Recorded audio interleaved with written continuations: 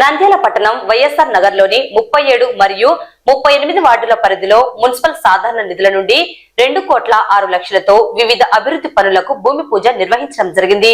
ఈ కార్యక్రమానికి ముఖ్య అతిథిగా మంత్రి ఫరూక్, మున్సిపల్ చైర్పర్సన్ మాబునిసా, ఇతర ప్రజా ప్రతినిధులు హాజరయ్యారు.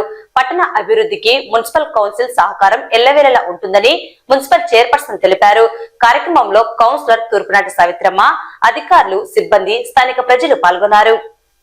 ఈ రోజు మాకు మంత్రి గారు మా వార్డుకి రావడం మాకు చాలా సంతోషంగా ఉంది. మేము గర్వపడుతున్నాము.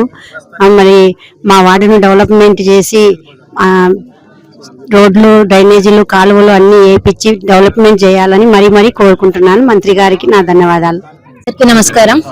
ఈరోజు 37వ వార్డు మరియు 38వ వార్డుకు సంబంధించిన దాదాపు 2.6 crores రూపీస్ వర్కులు ఈరోజు స్టార్ట్ చేయడం జరిగింది.